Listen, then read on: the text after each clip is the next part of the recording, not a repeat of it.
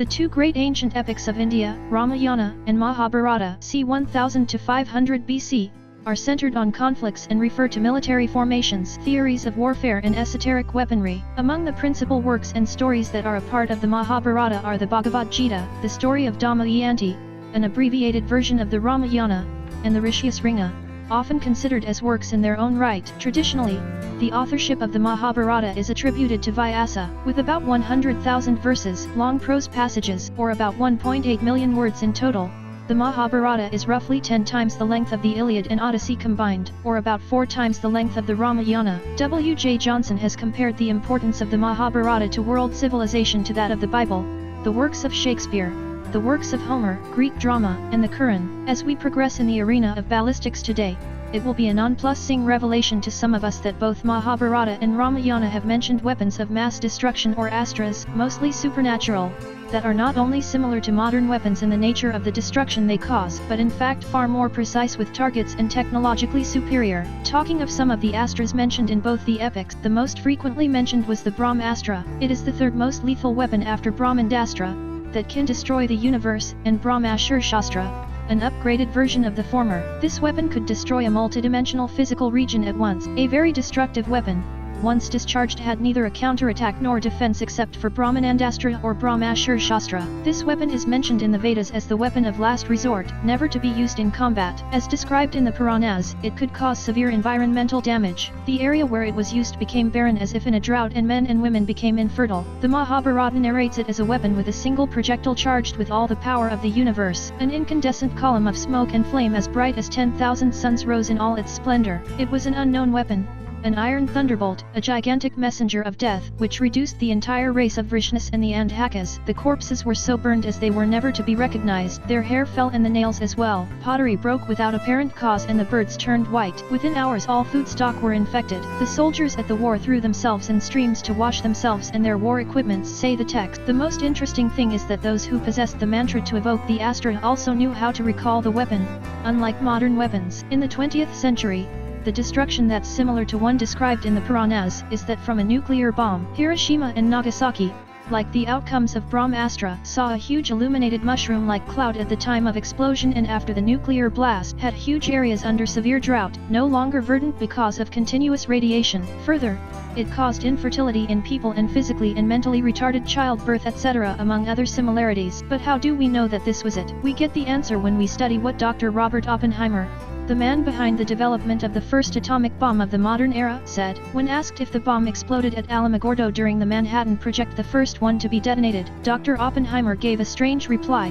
Well, yes, in modern times, of course. And as for Oppenheimer's first words after the detonation of the bomb, he quoted from the Hindu epic Mahabharata: if the radiance of 1,000 suns were to burst at once into the sky, that would be like the splendor of the Maya One. Now I have become death, the destroyer of world. Could this hint that the technology of nukes was pre-existent? If not developed, at least it had been envisioned at that time. Many more weapons that have been mentioned in our mythology are as good as, similar to, and sometimes far more sophisticated than modern weapons. The Nagastra that released snakes upon the enemy can easily be compared to a biological weapon. What is fascinating is that the counter-weapon to Nagastra was the Garudastra that would eat away / scare away the snakes, while the modern biological weapons do not have a counter-weapon. Vajra Astra, the thunderbolt weapon of Indra, once invoked and discharged, brought down a shower of arrows from the sky. It could cause high casualty to the enemy and it would scatter the opposing army. As per the description, Vajra Astra, unlike other weapons, was not a missile-based system but could be a type of a fragmentation grenade. One of the best examples for this type of fragmentation grenades is the American M67 grenades. This grenade does exactly the same thing of scattering the opposing army and cause casualty. Interestingly, the Pashupadastra or Lord Shiva's manifestation as a weapon attacked differently every time it was summoned. It could be anything: an army of demons, an explosion, or a shower of fire. The missile would destroy the target irrespective of its nature. This technology seems something far-flung to all research organizations as of now. Clearly, our texts speak of scientific knowledge and paraphernalia that modern science has now begun to unearth. The Ramayana and the Mahabharata seem like science fiction. Not only did aircraft exist such as Vimanas and Velzi, as the Atlantean craft are called, they had nuclear weapons. It was a weapon so powerful that it could destroy the earth in an instant, a great soaring sound in smoke and flames, and on it sits death, the Ramayana. This quotation comes from the translation by N. Dutt in 1891. At Rama's behest the magnificent chariot rose up to a mountain of cloud with a tremendous din.